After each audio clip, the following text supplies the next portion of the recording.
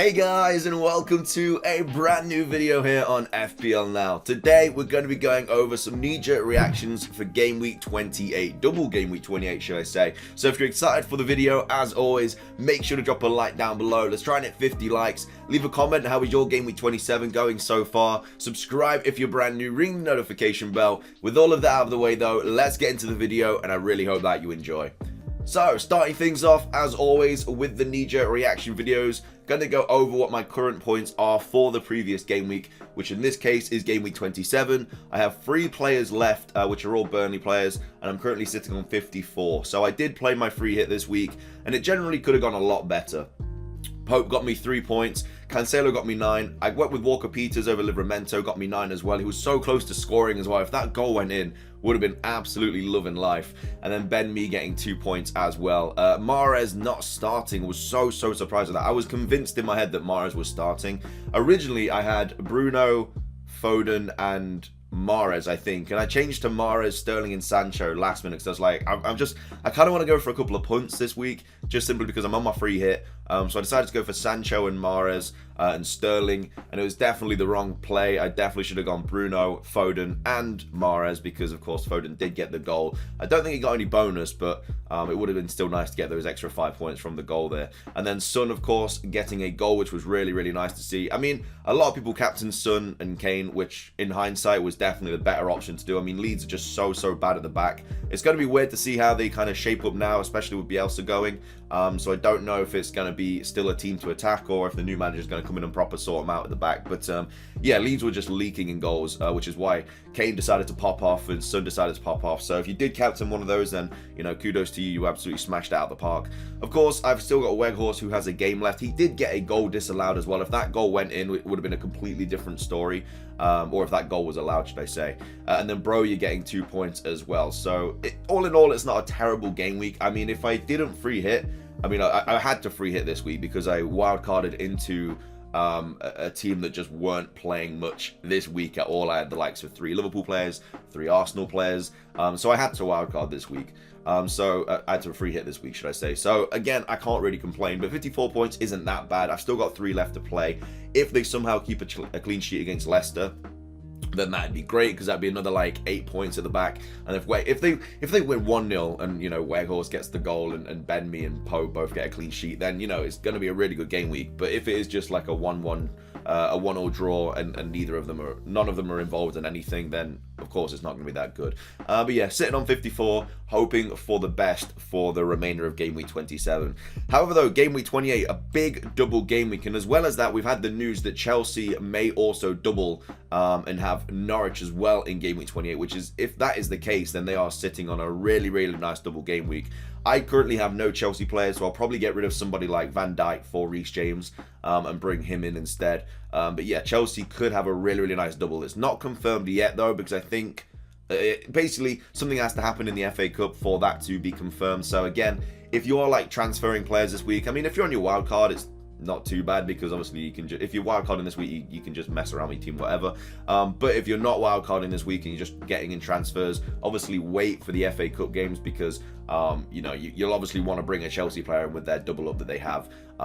So yeah, and again, if you are wildcarding this week, that's the benefit of wildcarding in 28. You can bring in 3 Chelsea players now, or 2 Chelsea players. They're like, I mean, there's a little bit of rotation in that squad. I guess the main players would probably be like maybe Rudiger, Reece James hopefully should be starting both of the games, and maybe Havertz because Lukaku can't seem to get into the team.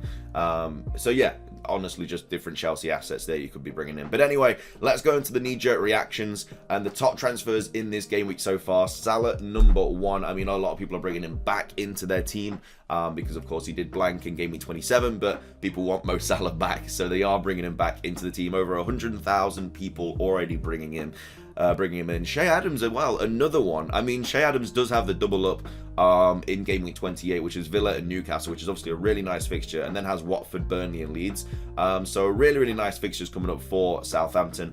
I personally would still go over, I would still go Broja over Adams. I think the underlying stats are pretty similar.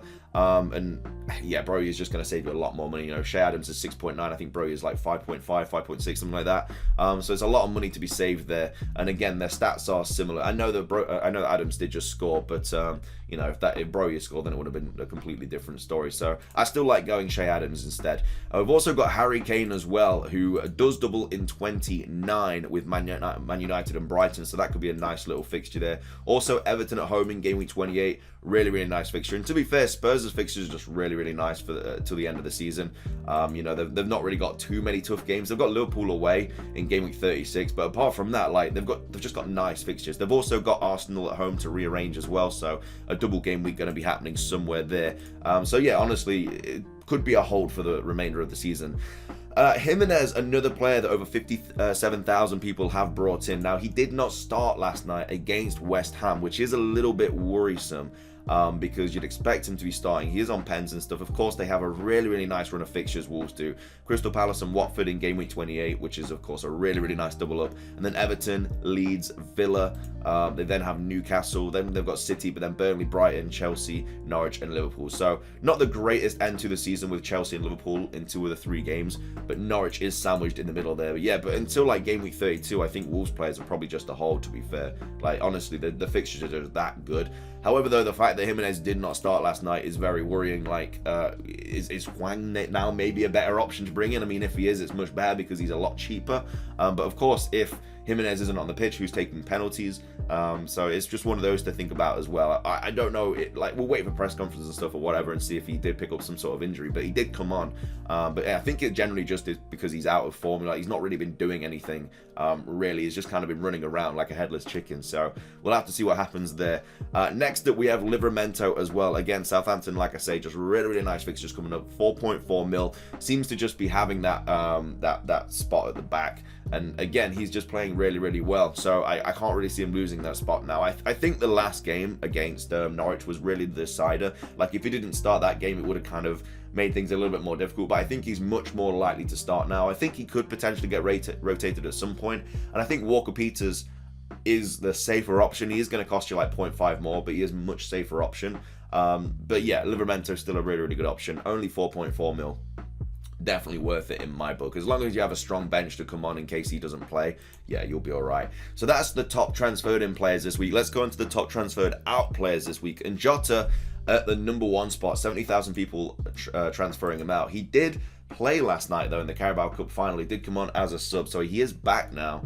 But again, I mean, they do have a double in 29, which is Brighton and Arsenal. But there's so much rotation in that front three. Is it a little bit too risky now bringing Jota back in? I mean, he is having a really, really good season. And does that mean that Mane's now going to push back onto the left? Diaz is going to go onto the bench, and then Jota's going to, you know, fit straight back into the middle? We don't know, because Diaz is playing really, really good football. He's really, really fun. He seems to have hit the Premier League by storm. You know, he's a very exciting player to watch, and the fans already love him at Anfield. So yeah, it's going to be interesting what happens there.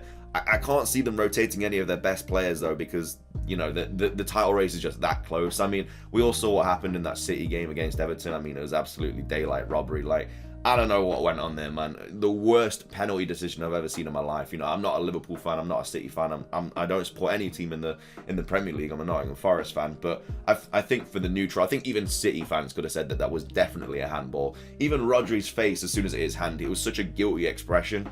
You know, and if that penalty is allowed and, you know, Everton score it, it's only a point for City. And then, you know, honestly, it is just really, really unfortunate. But it is what it is. But yeah, of course, they're right behind City now. They're going to be wanting to play their best players every day, every week. Antonio up next. Finally got a return last night. I mean, Jesus, what's going on? But yeah, also, I mean, West Ham's fixtures are not good. They've got no doubles coming up. They do have Everton, Brentford and Burnley from game week 31 to 33, which is quite nice. But Liverpool, Villa, I mean, I can see Villa scoring. And then Tottenham away, that's going to be a tough one. But yeah, Everton, Brentford, Burnley, and then Chelsea. I don't know. I just don't really like Antonio at the moment. I think he's just kind of out of form completely. I know he got an assist last night, but it's just not really worth having him. Another West Ham player as well, Bowen. Crazy. He gets a couple of he has a couple of game weeks with no returns, and everyone jumps off him. It's crazy. But I feel like people are just going to be bringing in different players for him. You know, that have got doubles and stuff. You know, because you're going to want to take advantage of those doubles. And again, they don't have the best fixtures coming up. Ronaldo, another player who has terrible fixtures coming up. Has City in 28, Liverpool in 30. Maybe start thinking about United assets around game week 31, where they have Leicester, Everton, Norwich, and then Arsenal, then Brentford.